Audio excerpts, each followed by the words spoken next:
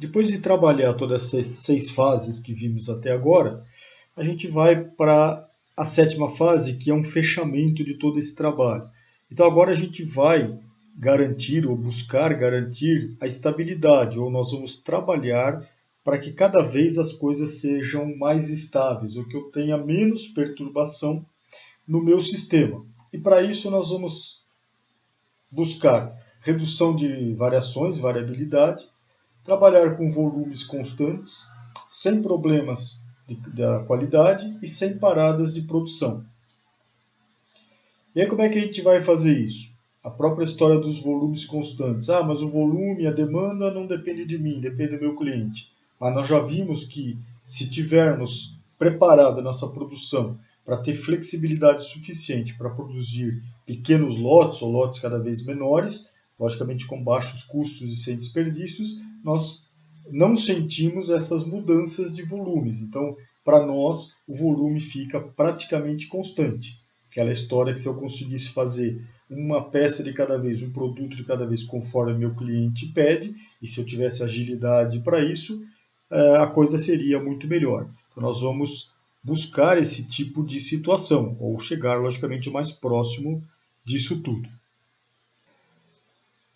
Quando aplicar a produção puxada? Quando a gente não conseguir fazer o fluxo contínuo certinho, não conseguir fazer, o cliente pediu, eu produzo rapidamente e entrego para ele, na maioria dos casos não vamos conseguir, então nós vamos passar a trabalhar com aqueles conceitos da produção puxada. A produção puxada vai minimizar as variabilidades que a gente tem, as variações. Então, quando houver variação na demanda, se eu trabalhar com aquele sistema de supermercado controlado, isso vai funcionar como um buffer, eu não sinto esta variação. O cliente vai puxando o que ele, ou vai pedindo o que ele precisa, nós vamos entregando e vamos repondo aquilo que está saindo. Logicamente, a hora que eu olho para um processo complexo, tudo que tem atrás, até chegar aqui neste supermercado, por exemplo, eu tenho que ter toda uma tratativa com conceitos de produção puxada para que tudo isso consiga estar sincronizado ou consiga funcionar como se fosse um fluxo contínuo perfeito. É uma forma de controle da produção, a produção puxada, em que cada etapa do processo só deve produzir um bem ou serviço quando o processo posterior ou o cliente final solicita. Aquele conceito da puxada. O cliente pediu, eu tenho um bufferzinho aqui, eu entrego para ele e depois o meu trabalho é repor aquilo que foi entregue. Então aí eu estou trabalhando, estou garantindo que eu estou trabalhando conforme venda ou conforme demanda do cliente. Essa solicitação se dá através do consumo de um estoque controlado, que é o supermercado, localizado entre os processos. E aí também nós vamos ver aonde cabem esses processos. Com aquele conceito das células, eu não vou pôr um buffer ou um supermercado entre todas as máquinas. A gente vai agrupar máquinas, montar células e depois fazer em alguns pontos esses buffers, esses supermercados. A produção puxada transfere para o chão de fábrica a responsabilidade para a programação diária e mais direta da produção, e não dependendo de outro departamento para poder prever o que o cliente vai querer e, enfim, fazer toda a programação da fábrica. Então aqui são os operadores que passam a decidir o que fazer e quando fazer, aquela ideia do próprio quadro Kanban que eu comentei. Essa decisão é tomada com base em algum sistema visual. O quadro Kanban é um deles.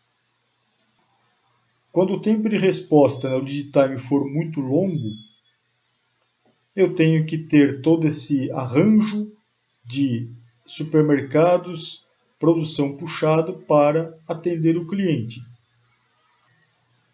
As montadoras de veículo demoram, por exemplo, 13 horas para montar um carro inteiro, para fabricar um carro inteiro, e o takt time deles, depende da situação ou da montadora, é lá, por exemplo, 180 segundos. Então, a cada 180 segundos sai um carro pronto da linha de montagem. Mas o lead time é 13 horas, por exemplo. Como é que a gente compensa isso? fazendo esses buffers e essas puxadas em partes do processo. Aí eu garanto o fluxo contínuo lá na frente com a cadência ou com a velocidade que me interessa, ou conforme a demanda, conforme vendas do produto. Quando houver um processo não dedicado, fornecendo para diversos clientes, também a gente faz um esquema de um bufferzinho onde eu vou fornecer para vários clientes ou vários processos seguintes com as puxadas também. E essas puxadas é que vão sinalizando para o processo anterior o que deve ser fabricado, o que deve ser reposto. Então, a produção puxada é uma forma de se controlar a produção entre os fluxos, controla a produção no processo fornecedor, sem precisar de programações ou de previsões. A produção é realizada baseada em uma demanda real e não baseada em uma previsão de vendas. E como fazer o trabalho fluir continuamente, o processo fluir continuamente? Criando sequência de trabalho rápida e contínua, sem necessidades de retrabalho, com pouca variabilidade, pouca variação, né, sem dispersões, e criar fluxos ordenados e sincronizados. Então, basicamente, essa sétima fase de transformação Lean, ela vai trabalhar esta parte de estabilidade. Então, eu preciso ter flexibilidade, eu preciso ser capaz de produzir de forma eficiente lotes pequenos, pequenos volumes de peça, de produtos, né? E para isso eu preciso de todas aquelas etapas anteriores que nós vimos até agora. E aqui nessa sétima fase nós vamos trabalhar a estabilidade como um todo. Vamos pensar em redução de variabilidades de todo o tipo, de toda a situação que perturba o nosso sistema. Vamos pensar em volumes constantes. Quanto maior a minha capacidade de produzir lotes menores, eu consigo minimizar todos esses impactos. E eu tenho volumes aí mais constantes, não dependendo das variações de demanda do meu cliente. Também temos que atacar problemas da qualidade, porque se eu começo a ter problemas de qualidade com esses estoques minimizados, esses bufferzinhos de supermercados, eu começo a ter dificuldade em cumprir entregas de produtos, né? E também sem paradas de produção, porque está tudo planejado para atender a demanda. E aí eu começo a ter paradas de produção, por exemplo, por quebra de máquina, eu também não consigo atender. Então precisa ser trabalhado toda essa questão. E aí a gente fecha todo esse ciclo de transformação Lean, e aqui de uma forma sequencial. É uma boa dica aí de trabalho que a gente pode fazer para migrar de um sistema convencional de produção empurrada, para esses conceitos do Lean Manufacturing ou da produção puxada.